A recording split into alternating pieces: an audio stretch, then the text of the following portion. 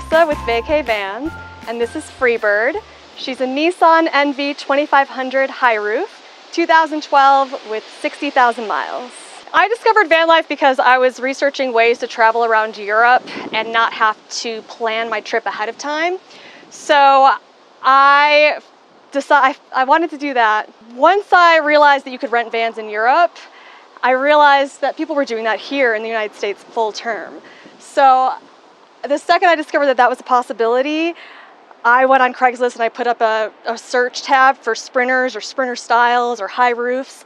48 hours later, a listing showed up at 7 a.m., 7:05. I'm emailing the guy, and later that evening, I'm handing him a check. So in Freebird's past life, she was a chicken catering delivery van. So when I got her, it was completely just a shell with some black painted plywood on the floor. She was also covered in a bright pink car wrap that said Mighty Bird Tacos on it. Once I removed the plywood, I realized that she was completely caked in chicken grease.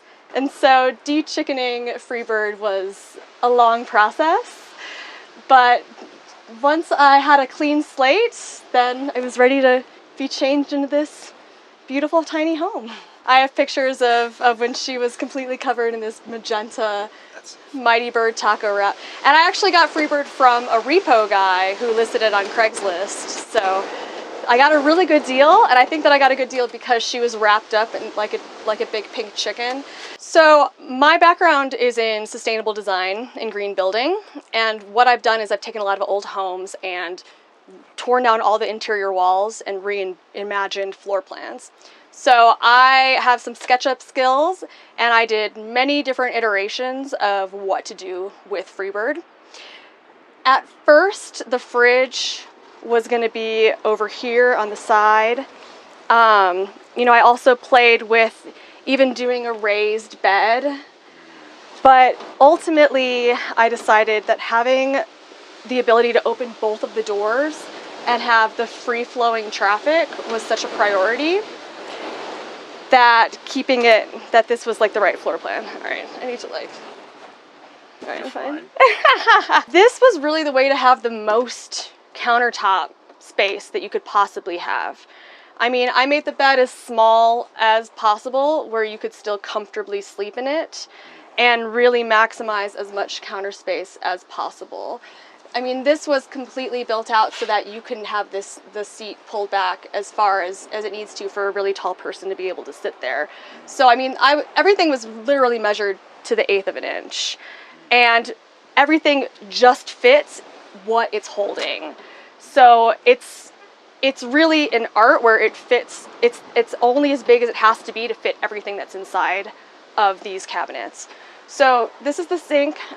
I have a 5-gallon metal jerry can, and then this is the 5-gallon for the gray water. And if you look, the dimensions of this cabinet are absolutely exactly what they have to be able to get these in and out of this cabinetry. And it's just as high as it could be as well. This window had to be cut out exactly here because of the way that the Nissan is from the exterior. So this is as high as it can be, and this is as far over as it can be. And then down here I have a electric toilet, and this is literally, I mean, you have like an inch or two clearance on each side here for the toilet. So this is the Laveo dry flush toilet, and it's basically just a pretty expensive bucket with bags, essentially. But you press the button here, it has these cartridges on the inside, and so each cartridge lasts for about 15 to 17 flushes. So it's one bag that has a bunch of cartridges, and then there's an outer bag on the outside. And once the cartridge is done, you just take the outer bag and you throw it away, and everything is sealed up, and it is just like so low maintenance. There's no water, there's no chemicals, you don't have to do anything. And I mean, it's kind of amazing. So I went with the Laveo dry flush toilet, which was $600 from Home Depot. I went with this because it is so low maintenance. You know, the composting toilet is just a little bit more intensive. You know, you really have to deal with more stuff. So this was just like a really easy solution. And initially it was just going to be for, you know, maybe just for emergency use. But since I've been living in the van for 2 months, I use it every day, and it's just been great. Yeah, I've gotten some backlash because there is waste with this involved. You know, there is a lot of plastic. That said, compared to how it is in a normal home, I mean, there's no water. You're not wasting any water when you flush. There's no chemicals. So when you compare it to a traditional toilet, I really feel like it is a sustainable option. And it's just been so low maintenance. I'm very grateful. Living in a van, you become so much more conscious about what you're using and how much water you actually use. And so just to think about how many gallons is in each flush, it boggles my mind now that I realize, you know, I can go through 5 gallons. I can probably last 5 days with 5 gallons if I'm really, you know, being careful about how I'm cleaning everything. And so just the fact that I'm saving so much water in this lifestyle, I don't feel too bad about the plastic bags with this. Yeah, my fresh water is 5 gallons, and then gray water is 5 gallons as well. Initially, I was going to have a shower head attached, but 5 gallons is like a 2-minute shower, maybe. So once I realized that, I mean, honestly, at first, when I first went through the 5 gallons, it took me like 2 or 3 days, and I went through that 5 gallons like that. And that made me realize how I could be more conscious about the amount of water that I'm using.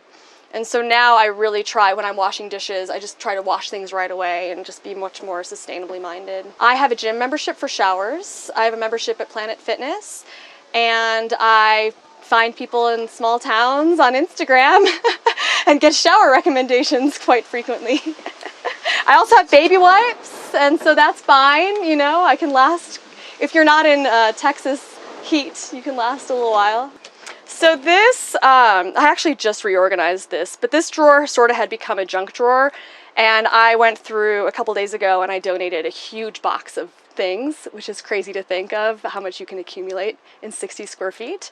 But this is really my office drawer now. So I have my computer, some you know, electrical cords, business cards, and I'm trying to keep it organized and useful so that it's not just accumulating junk.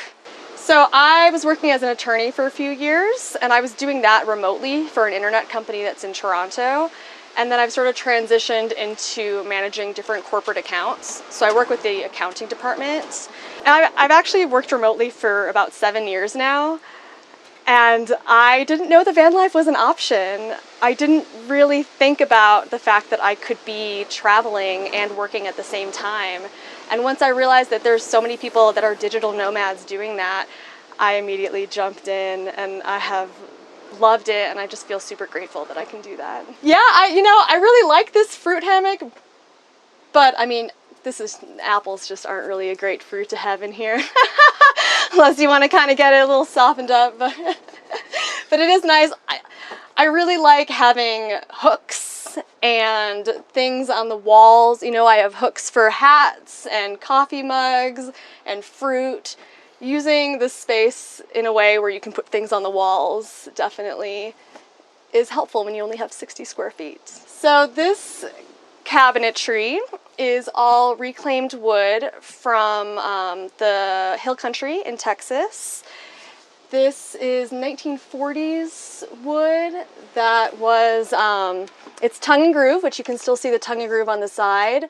And then it was glued together and with this backing on here, and it just makes a really beautiful door front. And this is really the accent piece of the van. And I wanted to keep everything else really simple and bright and white to make the wood stand out. I love using reclaimed materials and sustainable materials. When I did the renovation, I tried to really focus on sustainability as much as I could. So the insulation is wool, which is non-toxic, moisture resistant, and sustainable. And then the flooring is also linoleum, which is a renewable resource as well, and super, super thin, so you have as much headspace as possible for the tall folks that want to come in here. So the sink was a find from Amazon, And I mean, it just was a really affordable piece that came with everything, all with it, you know, the faucet and everything. So it's a RV sink, so that's why I went with that. And it's small, so this was a really good size. The countertops are from IKEA, so all of this plywood is no formaldehyde added. So this added quite a bit of an extra cost, I'm not gonna lie to you. This was definitely an expensive add-on to do this, but when you're living in only 60 square feet and you're breathing this small amount of air, it's really important to try to keep it as healthy as possible. Since I have done a lot of sustainable building in Austin, Texas, I knew where to get a lot of reclaimed wood. So I kind of had the hookup, and I found a guy outside of Austin who just had piles and piles and piles. And you know, the wood that is still good for flooring, that wood is super expensive, but all of this is scrap wood that was not quite good enough for flooring. So I was able to get it at about 1/4 of the cost. Yeah, it was a really good score. The tiles here are from my travels in Guanajuato, Mexico. I wanted to bring some things in the van that were from places that I love for my different travels. This is Tongue and Groove from Home Depot. So I hired somebody to do the electrical wiring and to cut out for all the windows. So I had a guy that cut out, I put in these windows, I put in this vent fan, and so all of the electrical wiring is all above us. So there are larger pieces of wood above in the ceiling so that you can have all that wiring go through, and then in between that, you know, all the wool comes out in bats, so it's really easy to fit into all the different spaces. And you can also take the wool and stick it into all the little holes in the van. I mean, that's something you don't realize when you have a shell of a van. There's just so many little cracks and crevices. So being able to insulate it with the material in those tiny little spaces is really essential, and I can tell the difference for sure. I knew I wanted to do Tongue and Groove because, like, on the ceiling and on the walls, because it is very homey and it has a really great texture to it. So, and this material here from Home Depot, I mean, it was very, very thin, so it was pretty easy to have it bend with the curves of the van, which is essential. So that's why I went with the Tongue and Groove. I love the Fantastic fan. I think it's pretty incredible how much air it circulates. When you have 2 windows open in here, I mean, it lowers the temperature so much. And I actually have never used the AC unit. I don't think I will use the AC unit. I would have to be plugged into shore power if I want to use the AC unit, and I just want to be boondocking. So I have a pretty AC unit that I'm not going to be using. So I really like the fan a lot. The location of the fan was a mistake. And this is really something that people should think about. You're going to make mistakes when you're doing your build. And the mistakes that I see most often in green building are honestly electrical outlets. Sometimes people will cut electrical and wire electrical for places that you can't access or that there's cabinetry blocking. And so this was really an issue where, you know, I had somebody put in the fan and put in the AC, and he just cut it here. And after that, it was the realization of, wait a second, we want to have upper cabinetry here. You know, what do I do with that? And so it worked out really well though, because I wanted this to cut back anyways, because it makes it feel so much more open. If you have one person at the stove cooking and you have one person here cutting vegetables, you want to have more headspace than right here. I probably wouldn't have had it cut back this far, but I am happy with the way that it turned out. But it's something to think about, you know, before you cut anything, think about what you're going to do, because even, you know, one of the lights over here, it hits right against the AC, and it's so hard sometimes to jump into these projects and to not know all of the different elements while you're doing everything. You really have to keep in mind, you know, where's the plumbing, where's the electrical, where's the cabinetry, how is the overhang going to affect, you know, where you're going to have your bed. I mean, everything, there's so many details here when you're doing a build. So the lighting, I have these little LED puck lights. I have 3 across the top. I have one here that is task lighting above the countertop, and then these 2 accent lights as well. Electrical is quite a learning curve, And so I delegated that learning curve. I did not really want to know all the nitty-gritty about the electrical. And so there are some things that weren't wired as efficiently as they could have been wired. For example, these lights are not wired to be 12 volt right now. So if I were to use these, they're going to suck the battery from the inverter. They're going to suck everything. And I mean, it's just pointless. The same thing with these. These are so cool. But wow, these are extremely inefficient, these little USBs, because of the way that it was wired. So all I use for lighting are these 12 volts. I would probably recommend getting a dimmer if you have the option to get a dimmer on your 12 volt lighting, because they're too bright. I usually only use this one, and then these are battery powered little accent lights here. And then I will get these wired to be 12 volt. They're from IKEA, so they can be wired to be 12 volts. And then these will be really nice because this is just a strip light back here. But I actually never use those lights, really. It's a little too much.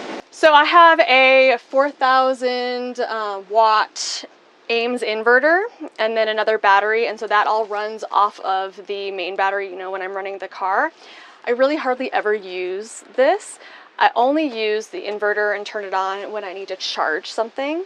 So it's only when I'm using these outlets. And what I actually do is when I'm driving, I'll turn the inverter on because it'll be charging while it's powering these. And I'll plug in my computer. I'll plug in an extra battery that I have that I can charge my phone. And I'll basically charge everything every time I drive.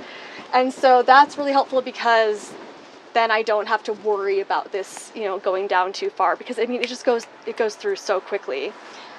I really wanted to do solar, but at the time there was so much storage above the rig that there wasn't any space. So it's wired for solar, and now at this point I just need to figure out what I need to get. If I need to get something that I can just like plug in and lay out, or if I can get something for the roof. It's really just a money game at this point. You know, I spent so much that now I'm just kind of waiting until that moment that the fridge stops working because I didn't drive for 3 days. And then I'm like, oh, I gotta get solar.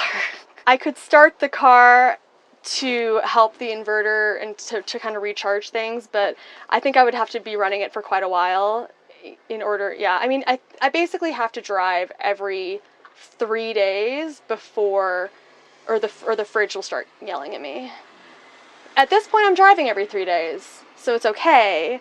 As soon as I want to stay somewhere longer, that's really when I'm going to get the kick in the butt to get solar. Mm-hmm. I want solar, and that was originally the plan. And I think just once all the toys were put on the roof and the AC was put on the roof, just measuring it out, there just wasn't space for a 200 watt solar panel. So the toys aren't up there anymore, so now there's quite a bit of space. So I could put a pretty large solar panel up there, which I really will do very soon. But so yeah, so down here, so underneath here I have the Ames inverter, and I have the other marine battery, and then, you know, my panel is here, and then I can control everything from up here.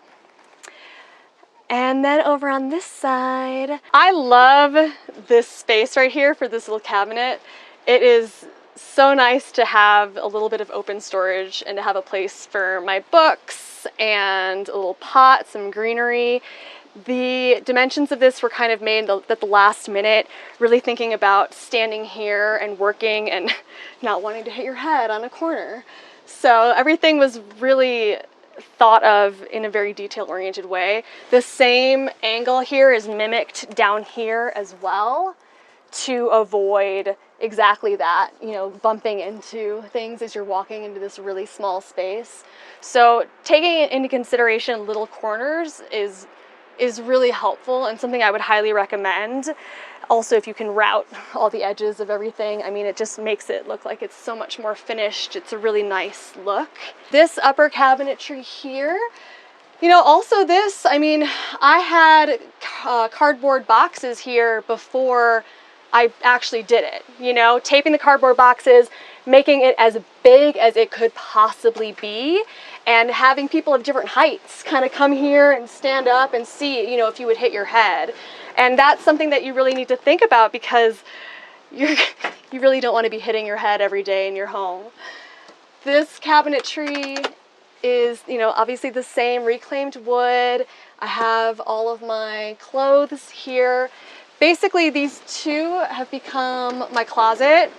This one, I have bedding in here. And then this one was sort of an extra stuff, you know, hammocks and climbing gear, things like that. So it's pretty incredible that all my clothes fit in these two cabinets here. But I don't have a lot of winter clothes, and I don't have a lot of clothes. I mean, I do laundry every 2 weeks, and I actually have already shipped back 2 boxes full of things, and most of them were clothes because I really was only wearing the same thing. Like for 2 or 3 days, and I mean, it's van life. Yeah, so the gas struts, these were all from Amazon, and it's really nice to be able to keep this open without having to hold on to it and be able to dig back in. So I highly recommend that. This also has a soft close on it, which I mean is nice, but I don't really need it. But being able to open your cabinet and being able to access everything, I mean, I highly recommend that. This wasn't very expensive to get at all. So yeah, I highly recommend it. When I first got the van, there were no windows back here. So I put in these 2 windows back here. I also put in the window above the kitchen countertop, and then there's also a window on the sliding door. If I were to do this again, I probably would have made these bigger windows. I think that the concern was that, first of all, the more windows you have, the less energy efficient your van is going to be. You're going to be hotter in the summer and colder in the winter.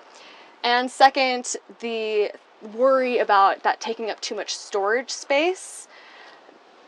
That said, I mean, these are very small windows, and so if I had done it again, I probably would have done twice as long. But, you know, when you see the rigs that are all windows, the entire walls, I mean, those rigs are not going to be very energy efficient, and you're pretty limited if you do want to put any hooks or hang anything on the wall. I hired somebody to cut out and to install these windows, which was really great. And then, you know, originally the windows were framed with white, the same sort of, you know, wood here, and it just didn't have the same sort of effect visually. So coming back and getting some reclaimed wood and reframing them out with this wood, I think was really nice because it helps the windows stand out. And since everything is white, it's nice to have those accent pieces throughout the van. So the back doors were not really finished. I would say that Freebird was about 90% finished before I hit the road. And I mean, it's just one of those things where you can just keep finishing forever, but if you've set a deadline for when you have to go, you've just got to go. So I ended up later on just kind of getting this little piece of plywood and covering up. I'm probably gonna do some storage here. I want to kind of sew some storage for maybe my laptop and some different pockets. But for now, you know, this is just raw, and I recently started accumulating some magnets and realizing that this is the perfect accent wall for all of my travels. And I can't believe that I just realized this. I actually got these magnets like the other day, and I'm like, oh man, I need to get magnets for all the places I've already been. But I'm really excited to see how this progresses, because I want to keep Freebird really clean, but I want there still to be some character. So I'm excited to have this be a little accent wall and have some design back here. I think my favorite thing is going up to some camp spot in the middle of nowhere and opening up these back doors, because all of a sudden you're outside. You know, your 60 square feet feels like, you know, it feels like the whole world, really. And I didn't anticipate this, but Freebird has become the after party spot with all the van people, because a lot of people don't have 2 access points throughout their van. And when you open this up, I mean, I've had 10 people in here hanging out, and I mean, it's cozy, but we're having a good time. I think it's having like 2 different places that you can come in and out also, because, you know, usually you would use that whole space for cabinetry, like either the sliding door or the back, but I can just hop from the front seat into the back here. So, I mean, It's free flowing, really. So I spent a lot of time in Freebird working, and that was really the main reason that I wanted this layout, because I sit here and I work a lot. And so I have one of these back pieces here is the table, and I have two places that I can put the table.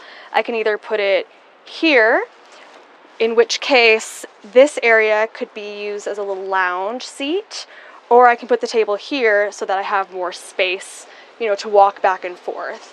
And I did that because really, you know, I work remotely, I'm here working a lot, and so that was the priority for me. And really that's the reason that this bench to bed setup was the decision that I made, because I'm using it as a bench all the time. I did sacrifice having a really comfortable bed. The cushions are 3-inch latex, and I went with latex because it is also a non-toxic chemical. There's a lot of chemicals in mattresses that we don't really think about, but once you start thinking about these things, you go down a rabbit hole and you get a latex mattress.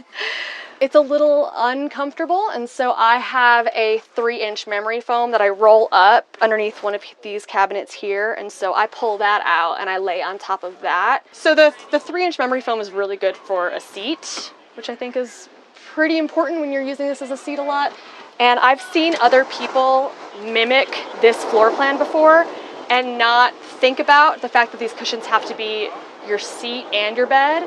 And I know some people that recently got 6-inch foam, and once they try to sit on 6 inches and lean back on it, I mean, you have this much space for your butt. So, I mean, that's something to think about. You know, you really want to have a deep, comfortable seat if you're going to be, you know, using it. I probably work in here 4 hours a day. It depends. I do work in coffee shops a lot. I like to go to local coffee shops and talk to baristas and, you know, get suggestions of places to go and places to boondock, for sure. I do spend a lot of time here on the computer, you know, working at the same time. So I'm pretty much always, if I'm in the van, I'm sitting here with my computer and the table. If you're gonna mimic this floor plan, number one, be conscious of how thick your cushions are so that you have enough space to have a comfortable seat. And then also try to make your bed as large as you possibly can. At the last minute, this lower bench seat was cut back a few inches because of concerns about having larger storage, like a bike or something that you would want to put back here.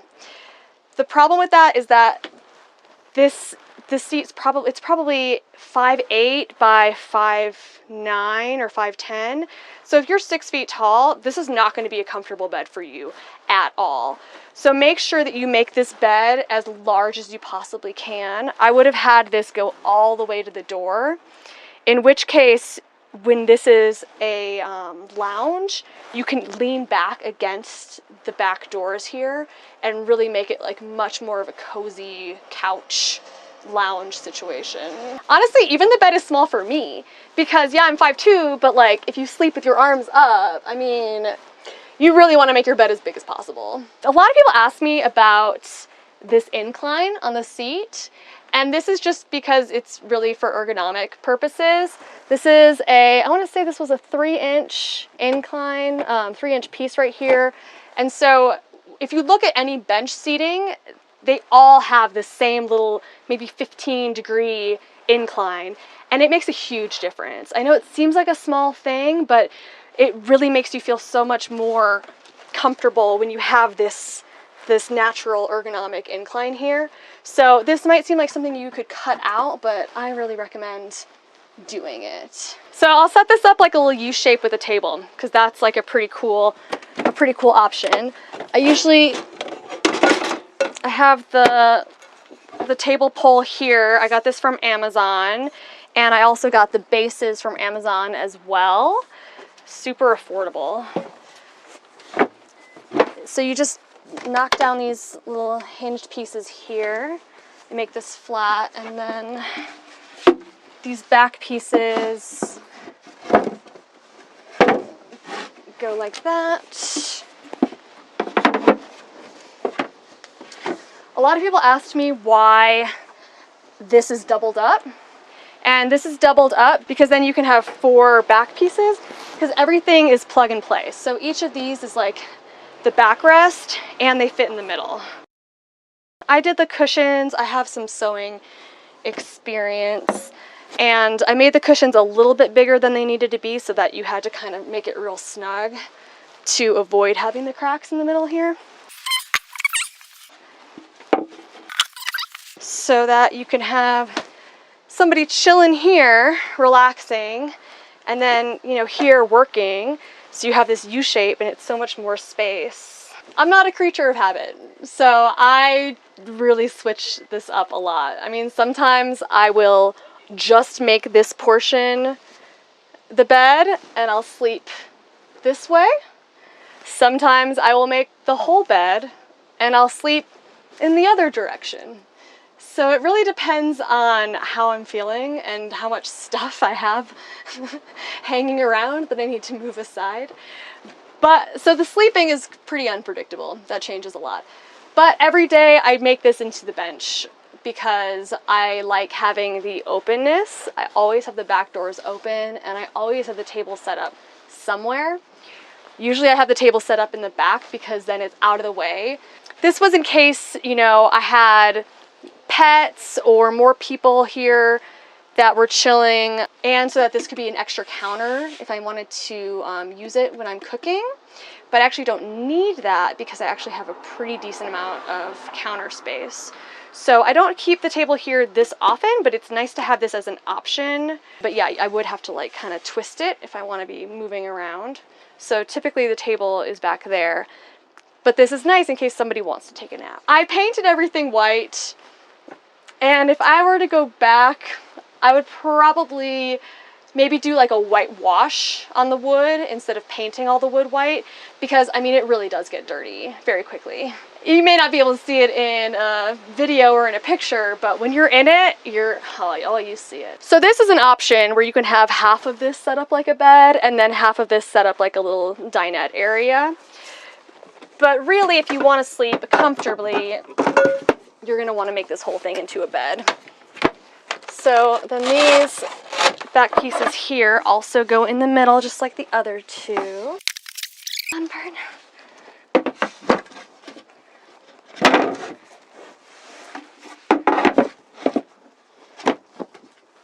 All right. So yeah, this is really the full bed setup. And then I put that little 3-inch memory foam mattress. I usually roll it out right here in the middle and sleep here, and then you don't really feel any of the cracks. So it's pretty comfortable, and I mean, the width of this bed is pretty much a queen size mattress. So it's really just the length that you're missing. And if you were to build out this back area here, you can put cushions there, then you could sleep here comfortably if you're 6 foot or taller. I'm still sort of figuring out which way I want to sleep and how I want to set up the bed. For a while, I was just setting up this back portion here just because it was easier. But last night, for example, I made the whole bed. I set up the mattress. Sometimes I don't even pull out the 3-inch foam mattress. I mean, sometimes I just go to sleep on here and it's fine. But, you know, last night I was like, let's get comfortable. Let's see how it is. And I set up the whole bed. I put the mattress this way. I slept this way. And it was like one of the best night's sleeps I've had in a while. So I think I need to just bite the bullet every night and just make the whole bed and do that, because sleep's very important. I know a lot of people who have the same size rigs and they have full mattresses that are these really thick, lush mattresses that they keep all the time. And I am getting more and more envious of those people as I'm traveling, but they don't have a really comfortable place to sit in here. And every time I have somebody come in here and hang out, I realize how valuable it is, because this is just such a cozy place to chill. I mean, you can play cards. Literally every after party happens in my van. I need to like have chunks. Like I met a guy here who was kind of just showing me around. He showed me where there's some free showers and stuff, and we hung out for a day or two, and then I'm like, okay, bye. I'm like, I'm done with social mode. I'm into work mode now. I'll be in that mode for like 36 hours. So I'll talk to you later. My favorite part about this layout is being able to sit here and just have these doors open all the time. I mean, you're not living in 60 square feet anymore. You're living outside, basically. And I mean, this is just such a beautiful place to be. And I love, this is like what van life is about for me, is having my table here, working, chilling with coffee, and just enjoying being outdoors, basically. I knew that I wanted a Sprinter style rig in the sense where I could have these back doors open. I knew that that was going to be a really important essential part of being able to live in 60 square feet, both having the high roof so that you can stand up and having this open space. I definitely love being able to have this, and you know, I do sort of sacrifice storage a little bit by not having a permanent bed that's raised with storage underneath, but it's really worth it to be able to have this flow of traffic. The bench seat storage is pretty amazing. You can fit a lot of stuff down here. And so it's really nice to have this access here if you have like some shoes, if you go climbing and you want to just throw your gear here instead of having to lift up the seat. That's really nice. So it's nice to have access both from the side and from the top, and it looks nice. The hooks, I highly recommend hooks. Hooks are a big part of van life. You want to have as many hooks as possible. This is my 3-burner stove, which is a little excessive. I don't think I've ever actually used 3 burners at once, but it's really nice to have, you know, in case I wanted to do that. I have pretty much all of my kitchen storage in this drawer here. Once you live in a van, you realize that you don't really need more than 1 fork, maybe 2 in case you have company, you know, 2 bowls, 2 plates, 2 forks, and you're good to go. I've got 1 coffee cup and I'm fine. Since I moved the fridge up here in between the 2 front seats, I was able to have a really great place to have trash. When I was staying in a van for a month in Europe last summer, trash was the biggest issue. There was no place to put your garbage, and so really garbage just accumulated everywhere. You know, underneath the bed, along by the door. And so that was something I really wanted to be aware of. So I have dedicated trash and dedicated recycling. There's no recycling in Mammoth where I am, so that one's full. And then if you look, I mean, this cabinet was built exactly for these pull-out units. There's 1/8 of an inch of clearance on each side and above. So this was really made as small as it possibly could be to fit the purpose of the trash and recycling. So when I'm cooking, what I typically do is I will raise up this counter here, and this is really all the space that I need. This is awesome. I spent a long time figuring out how small I could make this door opening. And so this is just about 24 inches, and it's a little tight, but it's just for ingress and egress, so it's fine, you know. So this is pretty big, and I definitely cut this down, but it works fine, and it's a great use of space. For the 3-burner stove, I have a propane tank here. It's underneath this seat, and I have one of the smallest little propane tanks that you can get, and honestly, it's already lasted me for 10 weeks. And I make coffee every morning, I boil rice, I make egg salad. I mean, I've been using it. So propane's kind of amazing. Since living in the van, I cook in here pretty much 80% of my meals, maybe even 85% of my meals. I have sort of made a mental list of about 6 or 7 different dishes that I can make and save over a week.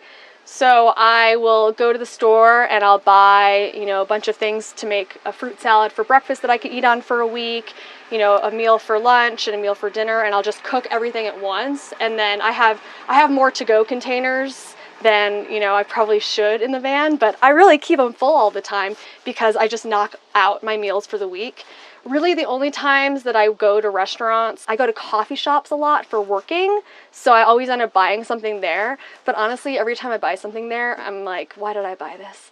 You know, I'm eating a muffin and I'm like, oh, I could be having like this healthy broccoli salad I have in the van. So I really don't eat out that often unless a place is really highly recommended, or, you know, if I meet some people on the road and we go out to dinner.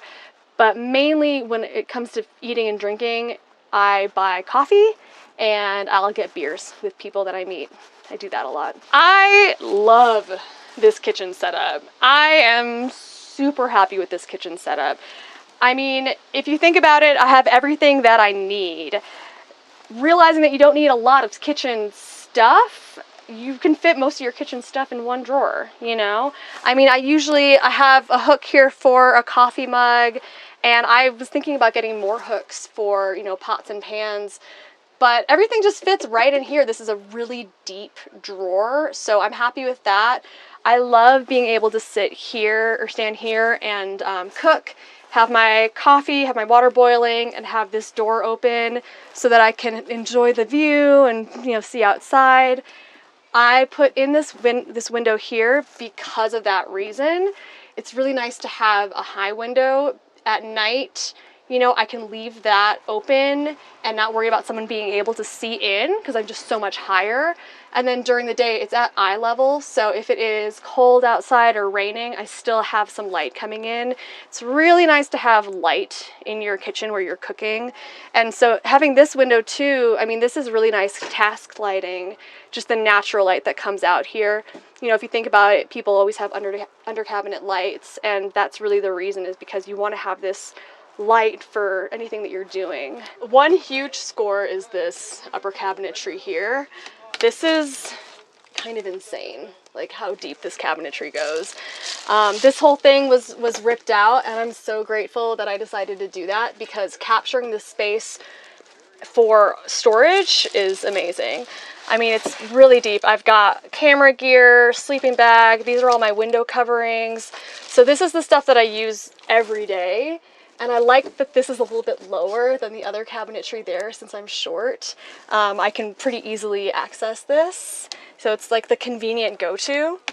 And then what I decided to do was have this cabinet hinge this way so that I could have a little makeshift vanity. So all of a sudden my kitchen turns into a little bathroom setup, which is really nice. So, you know, I can kind of feel like I'm in a home, you know, brushing my teeth and washing my face and accessing everything. I've all, you know, toiletries and stuff here, everything for when I shower, and, you know, cleaning supplies. So it's funny how the little things make such a big difference. But this, I mean, seriously, being able to kind of brush my teeth and feel like I'm in a regular bathroom and getting ready is invaluable. So just making that little change was a pretty big difference. Yeah, I was like, oh, this needs to do this. Because, you know, because I'm very much like thinking about, how is this going to work? Like, I'm going to wake up and I'm going to stand here and I'm going to do this. Where's my toothbrush? Where's this? You know, because you want everything to be reachable and easy in this sort of situation, especially if you're building a home out of nothing, you know? So I really did a walkthrough of, I'm at the sink, what do I do? You know, and that was when I had the idea to turn this into a little storage area for the bathroom stuff. Another eureka moment was realizing that the fridge could go in between these two front seats. I decided to rip off the armrests here. The fridge is basically the same height as the armrest, so you still have that armrest if you really need it.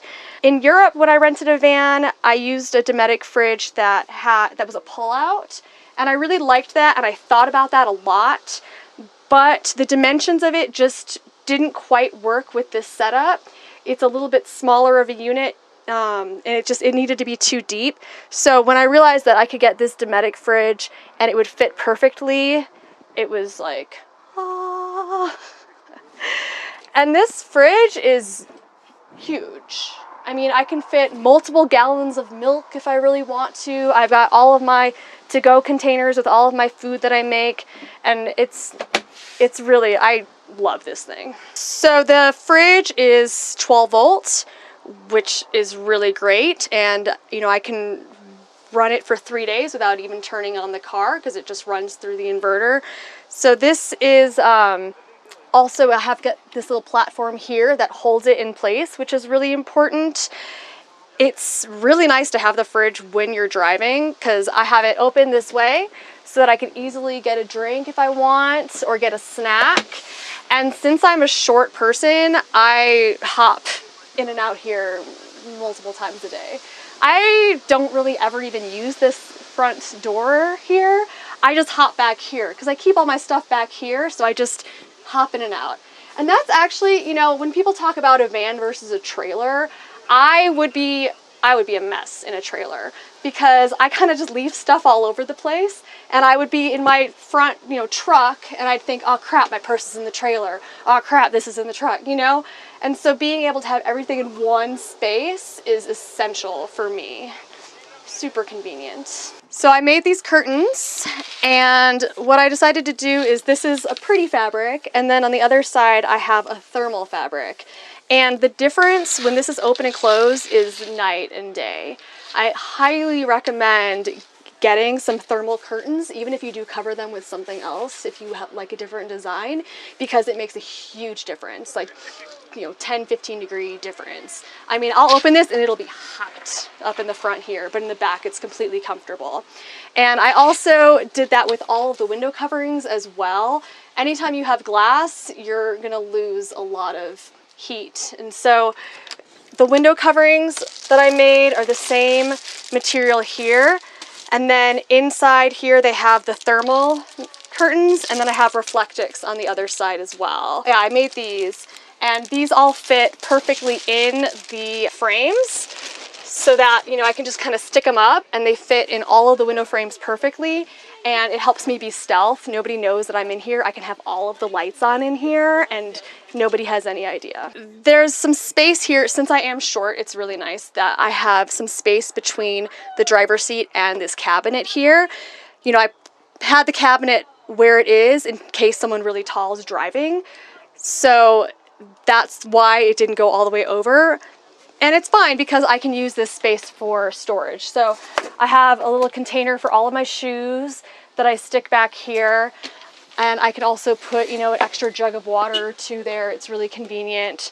So that's nice and out of the way. Driving Freebird has been a little bit of an adjustment for me. I have only driven really small vehicles before, and all of a sudden driving a van, and a van with a pretty big truck nose, has been an interesting experience. But you know what? I just have gotten really used to making 10-point turns and not being shy about it. So it's fine at this point. Like, I'm always stepping out and kind of checking things, and as I drive more and more, I'll become more comfortable and have a better idea. And I probably will get a backup camera at some point too. I think that's a good purchase. Freebird gets 14.5 miles per gallon. You know, I've got a lot of wood in here. There's a lot of cabinetry, and it's my home. So I have had some people have a reaction thinking that that's really good, and some people having a reaction that that's really bad. And I mean, for me, it's an adjustment, but it is what it is. For music, I just have a little Bose speaker that I charge, and I just kind of put it wherever throughout the van. I have an auxiliary cable, but I don't really use it. So, you know, the van was wired for speakers. The van was wired for hot water. The van was wired for an AC. These are all things that either I would have to be plugged into shore power to use, they're not working, or I just don't need them. So sometimes more simple build is kind of better than doing all of the bells and whistles. And if I were to go back, I probably would have made some of those cuts and really just focused it on what do I need, you know? I think the biggest thing I would cut out is the fact that I have an electric hot water heater that doesn't work. And, you know, sometimes you delegate things and you think, and the people are professionals, but you need to make sure that whoever you're hiring is going to tell you when something's not going to work, or they're going to tell you if there's a better way to do something.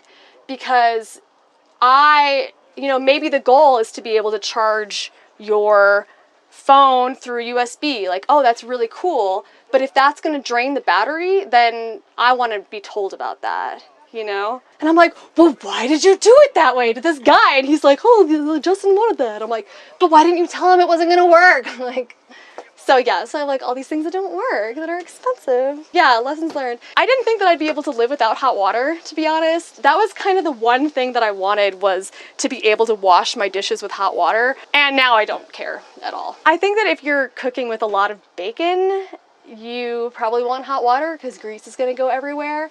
But since it's just me in here, and since I typically cook vegetarian, it's fine. I don't need the hot water. If I really need it, I'll boil a little bit of extra water with my coffee water, and then I'll do the dishes in the morning after I, pour my coffee with that extra hot water. That's kind of a routine of mine. Thanks so much for checking out Freebird. If you want to find out more about our adventures on the road, check out Vacay Vans, YouTube and Instagram.